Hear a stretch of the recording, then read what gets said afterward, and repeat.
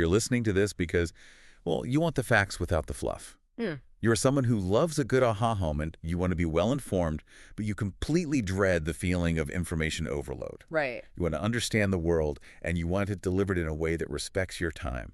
That is exactly what we do here.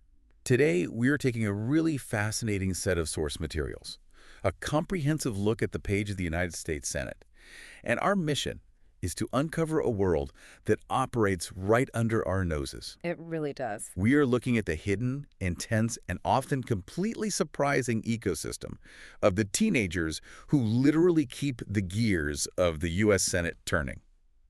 Okay, let's unpack this because I had absolutely no idea how intense this role actually is. It is a remarkable system to examine, honestly. We tend to view congressional pages through this lens of, I don't know, quaint Americana. Yeah, exactly. Maybe a nice photo opportunity for a local teenager on the Capitol steps.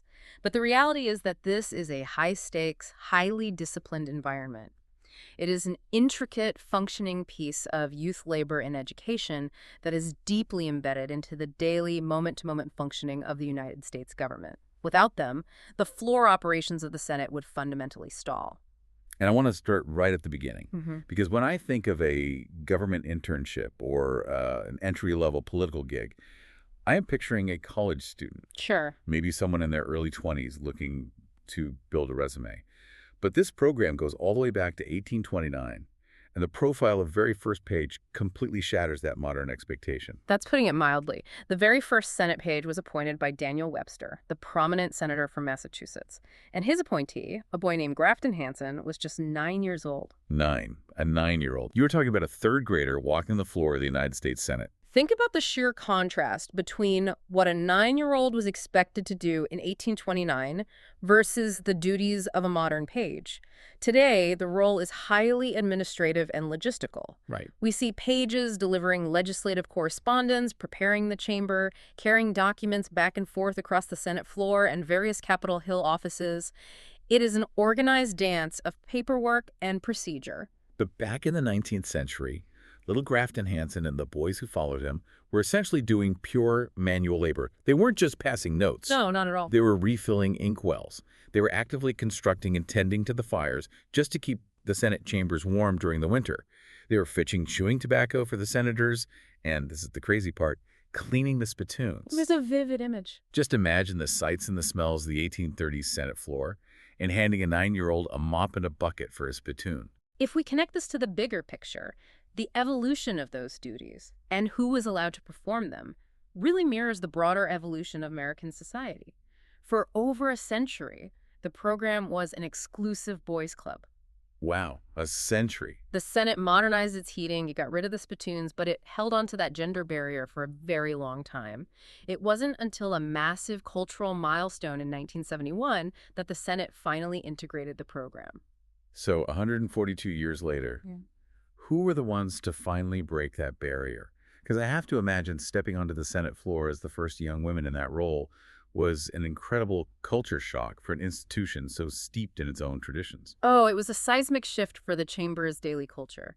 The first female pages appointed in 1971 were Paulette DeSalle, Ellen McConnell, and Julie Price. That's amazing. Their appointment fundamentally changed the dynamic of the floor. It signaled that the Senate, which is notoriously slow to change its internal rules and traditions, was finally being forced to reflect the modernizing workforce of the country it governed. And once that door opened, it stayed open.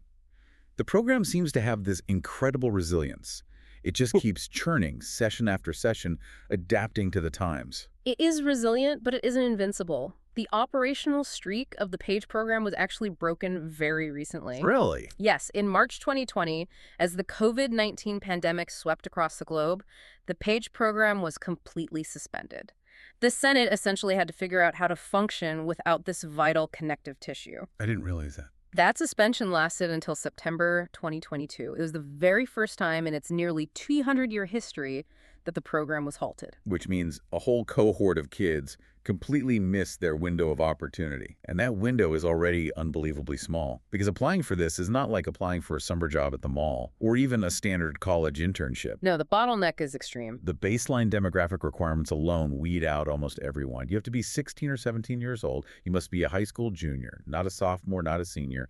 And you have to have at least a 3.0 GPA. And meeting those academic and age requirements just gets you to the starting line. You cannot simply submit a resume to a general Capitol Hill hiring portal. Right, there's no online form for this. Exactly. The selection process is deeply rooted in political patronage. To become a U.S. Senate page, you must be nominated by a senator, generally from your home state. So you are a 16-year-old in Ohio or Oregon, and you are competing against every other high-achieving, ambitious 16-year-old in your entire state just to get the attention of your senator's office. Precisely. They are evaluating transcripts, resumes, intensive essay requirements, and often putting these teenagers through rigorous interviews with a board of review. And there is a strict cap on how many pages can serve per session. How many are we talking? The entire program is limited to just 30 pages at a time. 30 teenagers for the entire United States Senate. And because this is Washington, D.C., I'm assuming even these high schoolers are subject to partisan dividing lines. Oh, absolutely. The partisan balance is baked right into the math. The majority party gets to appoint 16 pages, and the minority party gets to appoint 14. Fascinating. You serve the senators of your sponsoring senator's party. You sit on their side of the aisle. It creates a highly elite, fiercely competitive micro-society right on the Senate floor. And once they are selected, they are incredibly visible. They're walking around the Capitol, and you know exactly who they are because of the uniform. It is a strictly conservative, traditional appearance. Very traditional. We are talking about a navy blue suit coat or blazer, a long-sleeve white dress shirt, a specific page insignia lapel pin, and for the boys, a plain navy necktie. They're required to be clean-shaven, hair kept short and neat, with no extraneous jewelry, no unnatural nail polish, and no excessive makeup. They look like a very tidy, very serious fleet of young professionals. The current uniform is conservative, but it is actually quite modern compared to what it used to be. Up until the 1960s, the boy pages were required to wear old-fashioned clothing styles dating back to before the 1940s. They were actively walking the Senate floor in knickerbockers. Wait, knickerbockers? Yes, shortened pants paired with long knit stockings. I cannot get past that visual. You are talking about the 1960s. The era of the Beatles, the Rolling Stones, the counterculture movement, and the United States Senate is forcing high school boys to walk around the Capitol building in knickerbockers. It is a perfect illustration of how deeply steeped in tradition the Senate is, sometimes to the point of absurdity. If you want to see exactly what this looked like, there is a 1941 Hollywood feature film called Adventure in Washington that depicts the page uniform in action. I'll have to look that up. It serves as a visual time capsule. The Senate clung to that specific aesthetic long after the rest of society had moved on, simply because that was how it had always been done. Here's where it gets really interesting, though. We know what they wear, and we know how mathematically difficult it is to get the job. But we are talking about 30 16-year-olds moving to Washington, D.C. They aren't commuting from a high school down the street. So where do they actually live? They live in a dedicated facility located near the Hart Senate office building called the Daniel Webster Senate Page Residence, widely known as Daniel Webster Hall. And the history of this building is wild. It isn't a purpose-built dormitory. It is a renovated, former private funeral home. Yes, it was purchased and completely reconfigured to serve as a secure home away from home for these minors. The layout is segregated by gender: one floor for males, one for females. They share furnished rooms with 4 to 6 occupants per room. Put yourself in the shoes of a 16-year-old for a second. You move away from your parents for the very first time. You're working for the highest levels of the federal government, and your brand new dorm is a renovated funeral home where you are bunking with 5 strangers. It's a lot to handle. But honestly, the real estate history is the least intense part of living there. The rules that govern their daily lives are staggering. The environment requires a level of discipline that most adults would struggle with. Let's start with the isolation. These teenagers are prohibited from having personal cell phones or smartphones. None at all. None. There is no Wi-Fi access for personal use at Webster Hall. They are allowed to use specific monitored Senate computers, but those are strictly reserved for schoolwork. So they're entirely cut off from the modern teenage social ecosystem. In 2024, taking away a 16-year-old's smartphone is like severing a limb. They can't scroll social media to decompress, they can't easily text their friends back home, and they can't even document their own experience. No, absolutely not. Let's say they have a digital camera or some other non-phone device. They're strictly forbidden from taking photographs or videos of their daily lives. Think about the confidentiality of what they are seeing on a daily basis. You have teenagers carrying sensitive legislative drafts, overhearing backdoor negotiations, and witnessing the unpolished reactions of national leaders. Good point. You simply cannot have a 16-year-old live tweeting a closed-door Senate negotiation or posting a vlog from the cloakroom. The security and media blackouts are absolute. They cannot even speak to the news media without explicit permission from the program director. And to enforce all of this, Webster Hall operates on a brutally strict demerit system. And we aren't just talking about getting a demerit for breaking a major security protocol. The demerits cover the kind of mundane, everyday things that a normal teenager does without a second thought. Oh, it's very granular. You get a demerit for forgetting to push in your desk chair. You get a demerit if you leave your toothbrush or toiletries on the bathroom counter. If you leave your bed unmade or leave a book in a common space, that is a demerit. It functions like a military barracks. The psychological pressure of maintaining that level of perfection in your personal space is immense, and the consequences for slipping up escalate very quickly. What happened? If a page accrues just 10 demerits, they are placed on room restriction. That means they cannot step foot outside of their room after 9:00 p.m. 10 demerits is nothing. That is 5 unmade beds and 5 unpushed chairs, and suddenly you are confined to your quarters. As the demerits build, the punishments become more severe. There is zero tolerance for disrespect or unbecoming behavior. Pages have been outright dismissed from the program and sent home for failing to adhere to these standards. So you have these high-achieving kids living in a total pressure cooker without their cell phones, terrified of forgetting to push in a chair. And we haven't even touched on their academic schedule yet. Because they don't get a pass on being high school juniors. They still have to take their core classes. They do? They attend the U.S. Senate Page School, which is physically located in the lower level, the basement of Webster Hall. The academics are grueling. This is a fully accredited program by the Middle States Association of Colleges and Secondary Schools. They are required to take 4 core classes covering math, science, English, and social studies. They are typically assigned 5 to 6 hours of homework each night. 5 to 6 hours. Yes. And the academic sword of Damocles is always hanging over them. If they drop below a C average in any single class, they are subject to immediate dismissal.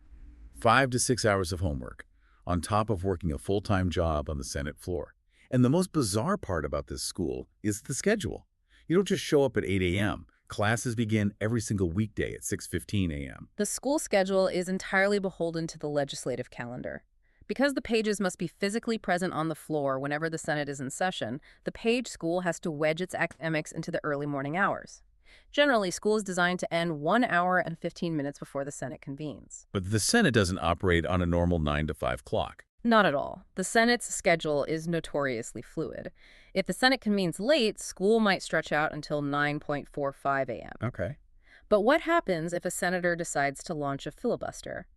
If a senator is intentionally delaying a vote by talking for hours on end deep into the night, the daily schedule is thrown completely out the window. That sounds chaotic. It is. If the Senate was up late the night before and convenes early the next morning, classes are truncated. It is entirely possible to have a math class that only lasts 20 minutes, or for school to be canceled entirely on a given day. Imagine trying to learn pre-calculus in 20-minute increments because a senator from Texas won't yield the floor. It is a punishing, chaotic way to get an education. Which brings us to a much broader, more serious discussion about the viability and the ethics of this program as a whole. This raises an important question, and it is one we must look at objectively. Looking at the historical record, particularly Darrell Gonzalez's comprehensive book, The Children Who Ran for Congress, this program has not existed without severe scrutiny. It has faced massive political, legal, social, and personal pushback over the years. Right. To fully understand the weight of that scrutiny, you have to look across the Capitol building to the House of Representatives. Right, because the House used to have an identical program, House Pages running documents for representatives. But that program does not exist anymore. The House Page program was entirely shut down in 2011. The closure followed multiple highly publicized sex scandals involving House pages and members of Congress, as well as other Capitol staff. I see. The fallout from those incidents was catastrophic for the program. The structural vulnerabilities of having minors embedded in that environment were deemed too great, resulting in the complete termination of the House program. But the Senate Page program survived. It underwent major adjustments, increased its security protocols, but it kept its doors open. However, keeping the doors open hasn't shielded it from ongoing criticism. No, it hasn't. The sources highlight several major critiques that persist today. First, that the program is inherently elitist and overly patronage-based, relying far too heavily on who you know and which senator you can impress. Second, that it is deeply isolating, taking 16-year-olds and severing them from their normal social support systems. The third, and perhaps most pressing critique, revolves around the physical and mental toll. When you calculate the math of a 6.4 a.m. school start, the physically demanding nature of running the Senate floor, and 5 to 6 hours of basement homework, the numbers are alarming. They really are. Pages routinely get less than 6 hours of sleep at night. They are often working over 60 hours a week at the Senate, all while operating under the threat of dismissal if they fail to maintain an 80% academic average. It sounds like a guaranteed recipe for adolescent burnout. You are pushing these kids to the absolute breaking point. However, the source material does point out that the Senate has implemented safety nets to counterbalance this pressure. That's true. During their stay in Washington, pages are provided with free, comprehensive physical and medical health care. More importantly, they have mandated access to psychological and social counseling to help them process the stress of the environment. The safety nets are there, but the baseline environment is undeniably extreme. It is an extreme crucible, but it is also a crucible that has forged some very notable individuals. Sure. When you put a teenager in that environment, you are essentially providing them with an early training ground for American politics and culture. So what does this all mean? I want you to imagine sitting in a room with these 30 teenagers. They are sleep-deprived. They are stressed out about their pre-calculus grades. They are wearing their identical Navy blazers, paranoid about getting a demerit for leaving a toothbrush on a counter in a former funeral home. It's a surreal image. It really is. Who are you actually looking at? When they leave Webster Hall, who do they become? The alumni roster for this program is staggering. If we look at the political heavyweights who started as pages, the list reaches the highest courts in the land. Associate Justice Neil Gorsuch, who currently sits on the Supreme Court, was a Senate page. We see them return to the very chamber they used to run documents for. Christopher Dodd walked the floor as a page and eventually returned as a senator from Connecticut and even ran for president. Michael Bennet, the current senator from Colorado, was a page. Mike Lee, the current senator from Utah, was a page. And it spans across different eras of political history, too. Spiro T. Agnew, who served as vice president under Richard Nixon, was a Senate page. On the strategic operational side of politics, Robbie Mook, who managed Hillary Clinton's 2016 presidential campaign, learned the ropes of Washington as a page. It's a huge network. Abigail Spanberger, a prominent former member of the House and governor of Virginia, also went through the program. But it isn't strictly politicians. The program has hosted massive cultural figures and the children of American political dynasties. Amy Carter, the daughter of President Jimmy Carter, lived this life. Jack Schlossberg, the journalist, and the only grandson of President John F. Kennedy and Jacqueline Kennedy Onassis, also served as a page. Think about how that specific experience shapes a person. These individuals didn't learn about the legislative process from a textbook. They experienced the inner workings of American democracy at its most raw and exhausting level. They saw the unpolished, behind-the-scenes reality of how laws are negotiated, delayed, and compromised upon long before they ever ran for office or entered public life. It perfectly encapsulates the profound duality of the United States Senate Page program. On one hand, it is an unparalleled front-row seat to history. You are literally in the room where it happens, holding the documents that will change the trajectory of the country. Exactly. But on the other hand, it comes at the incredibly steep cost of a normal teenage experience. It demands extreme discipline, strict secrecy, and severe sleep deprivation. It's a heavy burden for a 16-year-old. It really is. I want to leave you with one final fascinating image from our research to mull over on your own. We talked about the notable alumni, but there was one more name on that list, Gore Vidal, the famous American writer, author, and incredibly sharp public intellectual. Yes. Gore Vidal was a Senate page as a teenager, but he was there for a very specific, highly personal reason. His grandfather was a senator, but his grandfather was blind. So teenage Gore Vidal was appointed so he could literally serve as his grandfather's eyes on the Senate floor. Just take a moment to imagine that scenario. Imagine being a 16-year-old standing in the well of the United States Senate, tasked with observing the raw, complex, and often ugly machinery of the government so you can accurately describe it to a lawmaker who cannot see it himself. That's intense. How would acting as the literal eyes of the Senate, witnessing the unvarnished truth of American power, shape a teenager's worldview for the rest of her life? It is no wonder he grew up to be one of the country's most critical and observant public intellectuals. It is an incredible story hidden inside a program that operates right in plain sight. Thank you so much for joining us on this deep dive. We hope you walk away with a whole new perspective the next time you see a teenager walking the halls of the Capitol in a Navy blazer. Keep learning, keep questioning, and we will catch you on the next one.